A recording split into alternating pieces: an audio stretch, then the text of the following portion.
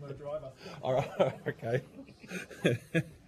I now welcome the Chamber of Minerals and Energy of Western Australia to give evidence today.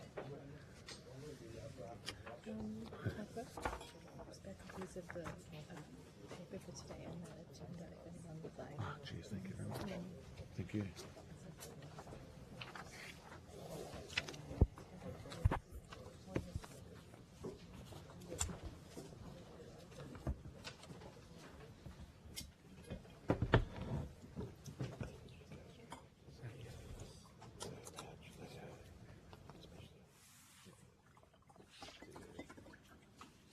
Sorry, It's all good, all good. because I won't be able to pour and talk at the same time. Spill it everywhere. At least you know where your limits are. That's right, I do. And I also need to be able to see, so bear with me. For the Hansard record, would you please state your name and the capacity in which you appear before the committee? Thanks. I'm Ms Anita Legiudice. I'm the Assistant Director of Policy and Advocacy at the Chamber of Minerals and Energy of Western Australia. And good morning, I'm Stephen Mills. I'm the Manager of Climate and Energy at the Chamber of Minerals and Energy WA. Thank you very much. This hearing is a legal proceeding of the Parliament that giving a false or misleading evidence is a serious matter and may be regarded as a contempt of Parliament. The evidence given today will be recorded by Hansard and attracts parliamentary privilege. Before I invite you to make a brief opening statement, then we proceed to discussions. Would you please state if you're current or former member of a political party or a union or an investor in the renewable or nuclear industries, please? No affiliations at all. Not in this country. Thank you. I now invite you to make a brief opening statement before we head into questions. Thank you. I'll make the opening statement. And firstly, I'd also like to acknowledge the Whadjuk people of the Noongar Nation, who are the traditional owners of the land that we're meeting today, and acknowledge their elders past, present and emerging. So we represent the Chamber of Minerals and Energy of Western Australia, who is the peak representative body for the resource sector in Western Australia. We're very grateful for the opportunity to provide some additional evidence to the House inquiry into nuclear power generation, and to do so here in Perth at the conclusion of the committee's tour around the country. Western Australia's resource sector is critical to the Australian economy, and we're very proud of the significant contribution that it makes. So direct spending by the sector supports 5% of national employment, both direct and indirect full-time jobs, and 9% of national GDP through direct payments to employees, businesses, community organisations and governments. And there's also a raft of indirect economic activity derived from the sector. Our members' operations are spread around the state of Western Australia and comprise energy producers, energy infrastructure owners and operators, and end-use consumers across a range of sectors, including mining, liquid natural gas processing and heavy industry. Our members are actively planning, assessing options and making investments in decarbonisation measures to meet Australia's legislated 2030 and 2050 climate targets. And electrification is a key strategy to progress their decarbonisation ambitions. Access to enough low-emission, reliable and globally cost-competitive energy is critical for their current and future operations. In the context of decarbonisation, Western Australia has some unique challenges in comparison to the rest of Australia, not least because we're not connected to the national electricity market. For many of our members, electrification is a key decarbonisation pathway for the next 5 to 10 years, which will see increased electricity demand across the state. New net zero growth industries such as renewable hydrogen will also add to forecast demand. So demand on both the Southwest Interconnected System, or the SWIS, and the Northwest Interconnected System, or the NWIS, in the economically critical Pilbara region is forecast to increase by around 5 times over the coming 20-odd years. CME advocates on behalf of our members for policy and regulatory frameworks that take a technology-neutral approach to the energy transition, both to maintain Australia's international competitiveness and to support a flexible, least cost transition pathway.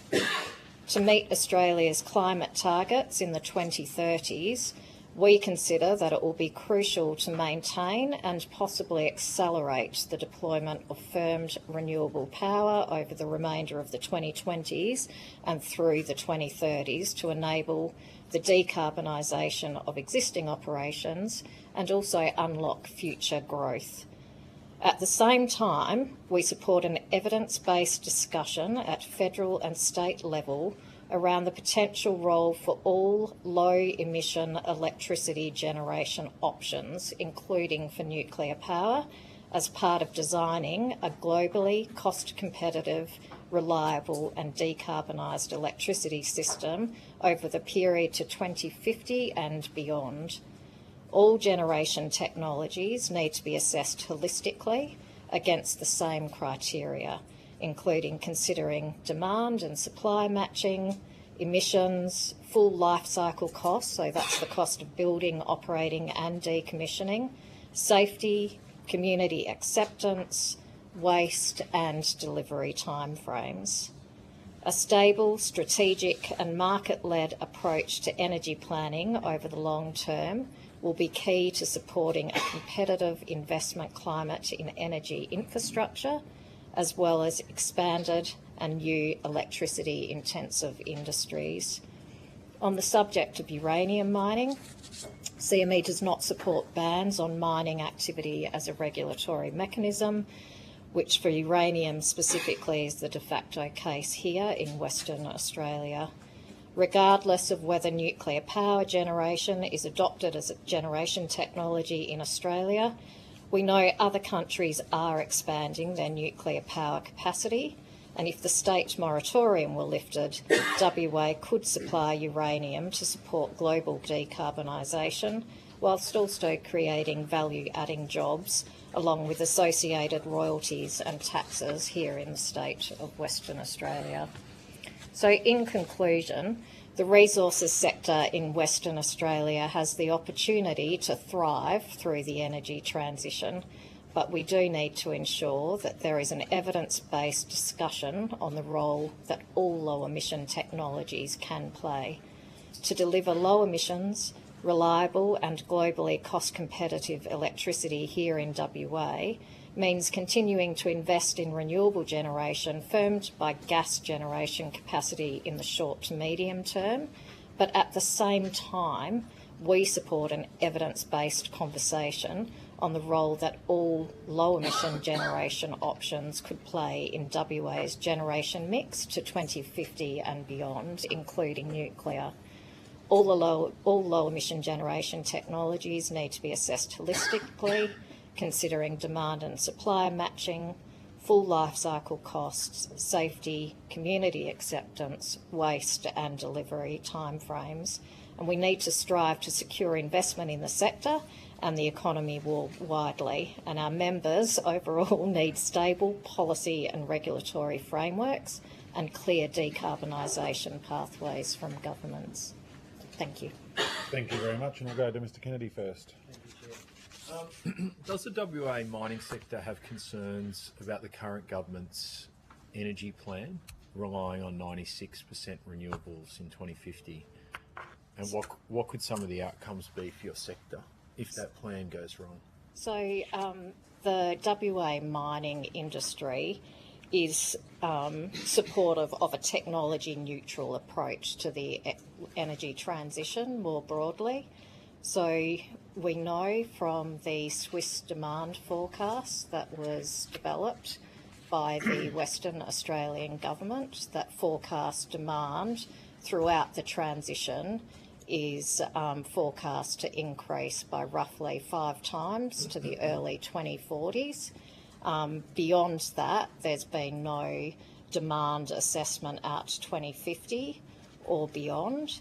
So what we're advocating for is a technology-neutral approach to that transition, both to maintain our international competitiveness, but also to provide flexible options for a pathway to least cost energy transition that supplies reliable, low cost or cost competitive, abundant, low emission energy in the time frame that we need. Sure. But I guess my question is, if it's not technology neutral and it is 96 renewables, why does it have to be technology? What are the downsides? What are the potential negative outcomes? So why should we listen to you about that? What are we trying to avoid? Yeah, so it's about having flexible options. So as we get more information about different supply, demand requirements, as different technology may be available, we believe that the path to least cost abatement should consider all options as they become available, and that there does need to be some flexibility in that application. At the moment, the Western Australian policy settings, the WA government has made an announcement that it will retire state-owned coal plants by 2030. So the WA energy system is slightly different to what we see in like the NEM on the east coast, that we've got the majority of state-owned coal-fired plants and one privately owned coal-fired plant, and our regulatory and policy settings at the moment are really only enabling the implementation of land-based renewable wind and solar generation capacity, plus battery energy storage firmed by gas. So we have done some modelling to look at different scenarios around the build out of the WA system, and continue to call for the government to communicate what the overarching plan is for the WA transition. And the reason I'm pushing on it is your membership, I think, reflects about 20% of Australia's corporate income tax receipts. Yep. So it's quite significant. If we can, a lot of your membership, if we can refine stuff they do here or process stuff they do here, it could be far in excess of 20%. Yep. So what I'm really trying to push at is that at threat if we don't look at this balance mix, or you think, no, it's fine going forward as the future? So again, like, we believe that we do need to be always looking and adjusting our plan, because demand will change over time.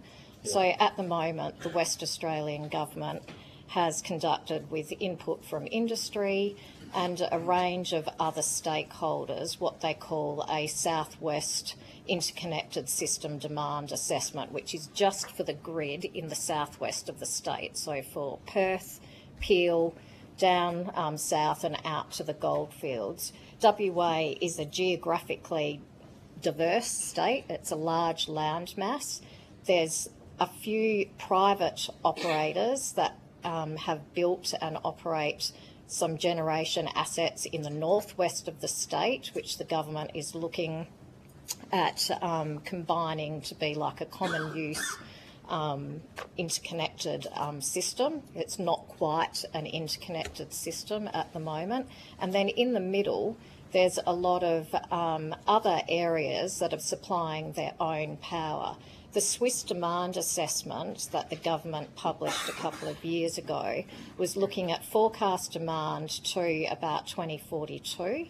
There were a number of scenarios that it modelled. It's chosen to build out what they called a future-ready scenario, which is the central scenario. There was also a expansion. I can't quite remember the... I might just cut in and ask one last question, if that's all right. Sorry. Because, fine. In your submission, you reference the need for higher energy demand data centres.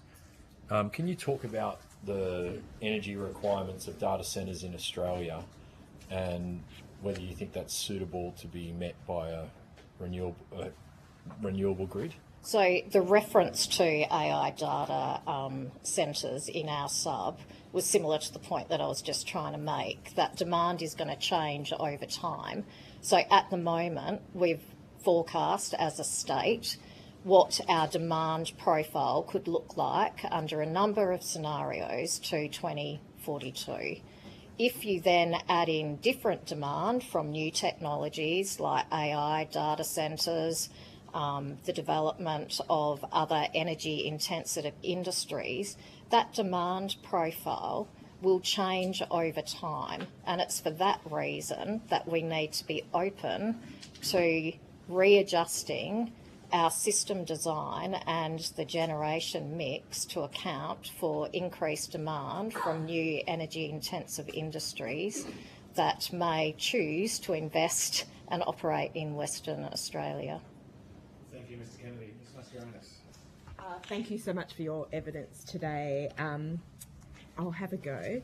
Mrs. Legiudice, sorry, you can call me Anita. And you can call me Zanita. So one of the things that you referred to was the difference between the West Coast and the East Coast market. And one of the things that I think Australians were looking forward to was more detail on the analysis of the coalition nuclear policy. With the frontier economics analysis, it's only about the national electricity market, which indeed is not a national market because it does not include WA.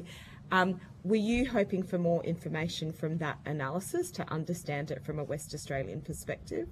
We've not actually looked at it because it was focused on the NEM rather than WA. So again, like at the risk of labouring the point, like we do think that when we're considering the energy mix for WA's transition, that all low emission generation should be on the table and assessed against the same criteria so that the government can have a very open conversation with the Australian public about the costs and also opportunities and risks for all generation options in designing our energy system to meet our climate commitments for 2030, 2050 and beyond.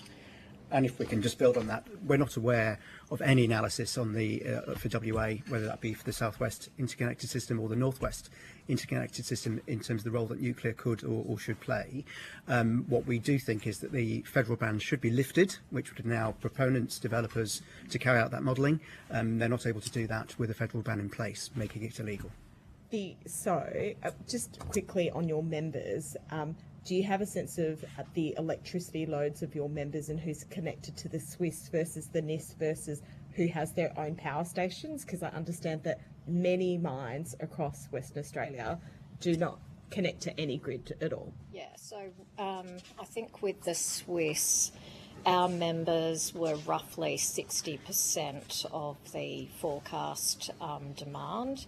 And like as I've said before, that's based on their current operations, fairly firm planned expansions that will have energy requirements and a few new projects. When you look at the Swiss demand assessment, the scenarios are quite different. So, you know, the expansion case scenario involves a lot more hydrogen. So if, for example, WA does develop a hydrogen industry, the future ready forecast that the government is using to design WA's energy system now is not going to be appropriate because the electricity demand for hydrogen generation is so much higher.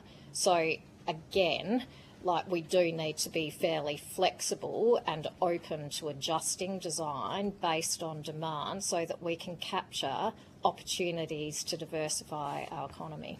And do you have a sense of how many of your members are like not connected to the grid versus connected to the grid? Yeah, so that can be a question on notice. Yeah, it's I'd hate to take that on notice because that would be quite time consuming to do. Basically, if you're located geographically in the southwest of the state, you have the option of connecting to the grid. Because of current policy settings around climate targets and safeguard mechanism requirements, what we're seeing is some of our members are investing behind the grid so that they can meet decarbonisation targets while the state government energy system, so the grid connected system, is not quite at a point that can supply them guaranteed low emission energy. In areas outside of the Swiss or the NWIS, all operators are self-provided. Like, so it'll be diesel, it could be gas, you know, they might have their own solar and wind facilities firmed by diesel or gas. The next question is around, like, you use the term market-led, and the current proposal is around the coalition owning nuclear assets rather than they're being operated by private entities. And I'm going to contrast that to the amazing history of Collie, and the Collie coalfields have had a history of 150 years and have been providing electricity to WA for decades. In saying that the upgrades to Muja A and B cost $300,000 and ended up being abandoned, and we were told that it wasn't going to, sorry, 300 million, sorry, thank you, and we were told that there wouldn't be taxpayers' dollars that would go into that. The Griffin coal mine has had challenges as well, and, you know, we've needed to give that a $200 million package. And there's also been issues with emissions reporting as well. And so do you think that the idea of a brand new nuclear power plant with a nuclear reactor that has not commercially available is really viable for Western Australia? We are supporting a considered transition and a technology neutral approach to the transition, and believe that the conversation about the opportunities for all low generation emission options need to be considered. So it may be that you can't install that next year, but we believe that while we're progressing with the renewables rollout in the short term, there needs to be consideration and a broader conversation of all low emission generation options for the state of WA to determine what the best energy mix is, and the most least cost pathway to a decarbonised energy transition. And it's not just for the end of the 2050 period. Members need access to reliable, cost competitive, low emission energy throughout the transition. So it may be, that there's a range of options that are looked at over a long period. So some strategic planning is required and coordination of the transition over multiple decades. Thank you, Ms Mascarenas. Dr Ryan. Thank you both for your testimony this morning. You're very clear that you're technology agnostic and that you're based on you want an evidence-based discussion. Do you have any concerns about the various forms of evidence for and against nuclear which have been put in the public sphere in recent months? The opposition has, just for example, thrown into question the veracity of reports from the CSIRO. Are they concerns that you share, or would you regard the CSIRO and its reports as being a trustworthy source of evidence for or against the cost of various forms of energy? So we think that we need to be comparing low emission technology and the total system design based on the energy mix against the same criteria, so that you can make an assessment of what is the best energy system for WA. We are quite focused on WA as opposed to the national energy market. So, all of these reports look at slightly different things. We're saying that it needs to be whole of system economics, so transmission, generation, firming, storage, system balancing, everything needs to be costed and compared against each other, and it needs to be broad enough to include other issues like sustainability and safety, waste, decommissioning. And then you can have a conversation about what the total system costs are and what the least cost pathway is to transition the WA energy system. So in the short term, we still are advocating for, the rollout of renewables over the remainder of the 2020s to 2030. But at the same time, we do strongly believe that there needs to be a bigger conversation that compares other generation mix options so that we can make a decision about what is best for the state of WA. Absolutely. But you have referred to the fact that that investor confidence requires a regulatory framework which is clear, transparent and consistent. Yep. Many people have invested in the transition to renewables in WA and elsewhere around Australia. Would you agree that changing track at this point to concentrating more on nuclear energy could be negative for investor confidence in that renewable transition? I think we're looking to 2050 and beyond. So, you know, for the remainder of the 2020s, the policy settings at the moment will not allow offshore wind, for example, in Western Australia. It won't allow nuclear. So the investor focus is on the options that you can legally install in Australia. So unless those policy options change and both state and federal settings change, then no, I don't think that it will. Okay, fair enough. Thank you. Thanks, Chair. Thank you, Dr. Ryan. Deputy Chair. Thank you, Chair. One of my colleagues on the committee here referenced the Coalition's view on the CSIRO, no doubt referring to their Gen Cost report. It's notable that the CSIRO themselves say in that Gen Cost report that their analysis is no substitute for a total system cost analysis, which I think aligns with the view you put, that ultimately what counts is the total system cost. And a total system cost analysis is in fact exactly what another member of the committee referred to. The Frontier Economics group has now completed, and on all scenarios it pointed out that with the inclusion of zero emissions nuclear energy, the overall cost comes down on all scenarios compared to renewables only, grid or the plan of the Albanese government. It was also mentioned that the Frontier Economics report did not do the modelling specific to Western Australia. It's also notable that what they did is they replicated the market operator's integrated system plan, which is the Albanese government's plan, which excludes WA, but nonetheless made the conclusion that there's no reason why the conclusions drawn from Frontier Economics wouldn't also apply to WA. Within that context, therefore, I note your comments about being technology agnostic and just going to the importance of looking at the evidence. Can you give us your point of view on the commercial status and scalability of green hydrogen at this point of time?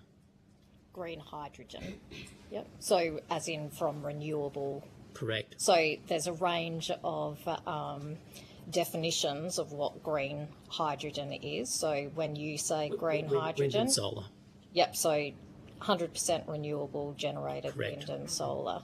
So when we look at the commercial viability of technology, it's around there's a technology development component or a technology readiness component. So that's research and development of getting a industrial process to be able to work like in a lab. And then there's commercialisation of that technology to make it actually commercially viable, so able to be operated at scale and to essentially make a profit for whoever is investing in that technology. We would say that green hydrogen, renewable, 100% renewable generated hydrogen, it has a high technology readiness level. It's the commercial viability of it that is still being worked on. And we would see that, you know, there's different investors that are looking at different projects related to green hydrogen, all with slightly different business models, and that's still being worked through at the moment. So based on your definition, therefore, it is not today commercially viable? Technologically viable? Technically viable. Not commercially. Yeah, we don't yet see a green hydrogen facility in WA, but there are a number of projects that are prospective projects. Yes. So that means that there are investors that do have information that suggests those projects could be commercially viable. Thank and I you. guess reflecting back on the conversation in the previous session, it's about things take time to implement. So just because there is nothing here today doesn't mean that it's absolutely not commercially viable. It takes time to secure investment, and you also need stable policy settings in Australia. And at the end of the day, we're competing internationally with other jurisdictions that are offering substantial incentives for some of this stuff. So it's not just about what's here in WA, it's about what we're competing No, thanks very against. much. And for the record, I actually agree with, I mean, I'm colourblind myself when it comes to hydrogen. You know, green, blue, pink, all good. Yeah, but I guess just because it isn't here doesn't mean... No, I take your point. I raise it for two reasons. Firstly, some members of the committee like to talk about nuclear energy and try to challenge the commercial viability. And I'm just making a point, I suppose, in wanting to drag out of your evidence the lack of commercial viability of the alternate plan at the moment. Also, one of the committee members mentioned the energy consumption forecast moving forward, and it's notable that the Labor government believes that around about 25% equivalent of today's energy use of the NEM on the East Coast, for example, would be needed for green hydrogen. If I can ask the question, therefore, about the commercial viability of offshore floating wind turbines. My same question applies to that. Could you please give us a view on the commercial viability of floating offshore wind turbines, which of course is, again, in addition to green hydrogen, a big part of the current government's plan? At the risk of sounding like a broken record, it's going to be a similar answer to green hydrogen, that there is a technology readiness side of commercial viability, and then there is the economics and scale up and development. So with offshore wind, we know that there are lots of offshore wind technology around the world. So the technology readiness level is high. We also know that other jurisdictions have been able to establish commercial offshore wind industries. Yes, I know, and I am getting there. Thank you. So with any technology, there is a first mover disadvantage. So there's some additional infrastructure that always needs to be built to support the first of anything. That's going to be the same case here if we're talking specifically about the Bunbury offshore wind zone, that there will need to be cables connecting the generation through to demand, like on land. So that would be classed as a first mover disadvantage for the first proponent of that. That impacts the commercial viability. And again, when we've got global companies looking to invest in Australia's renewable industry or our nuclear industry or our offshore wind industry, they're assessing projects against the returns that they will get in other jurisdictions. So it's not just looking at Western Australia, they're making big investment decisions based on, what else is available globally. And that would be what is being looked at the moment, while the regulatory framework is getting up and running for an offshore wind zone off WA.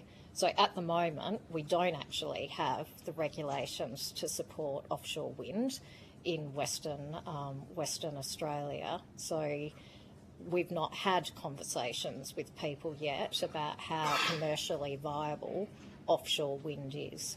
Thank you very much. Thank you, Deputy Chair. Dr. Molino is online. Oh, I was looking. Thanks very much. Thanks very much for your evidence today. So you've called for an evidence-based discussion along a number of criteria, including whole-of-system costs. Do you think that one of the criteria that we consider should be the risk of delays in delivery? Yeah, so when we talk about like what we're advocating for, we are looking at delivery timeframes, and I guess to provide context around that, what we talked about is in the short term, so through to the the end of the 2020s and the early 2030s, because we've got an existing policy environment that is aimed at phasing out coal and replacing it with renewables. We continue to advocate for that renewables transition over that short to medium term to provide enough low emissions, reliable, cost competitive energy to sustain our members' existing operations. But at the same time, we need to be having a bigger conversation about all of the low emission generation options that are available to Western Australia and how they could be integrated into our system to determine the least cost pathway to meet our 2050 goals and beyond. And it may be that our ambitions change post 2050, which is why we're suggesting that everything needs to be on the table, because we know that the transition is difficult. So we need to be keeping our options open and assessing and reassessing options over that long time frame. That makes sense, that time frames. And we've had a bit of a discussion in this inquiry on what one might expect to be a reasonable or realistic timeline for the delivery of nuclear power. And AEMO and CSIRO have suggested that based on mature democracy timelines, planning, financing, safety and regulatory approvals and construction might add up to 17 to 21 years. But there's an additional issue of the expected timeline of the uncertainty. And we've seen in a number of countries like the UK and the US that they had an expected timeline, but then it might have blown out by 7 or 10 years or more.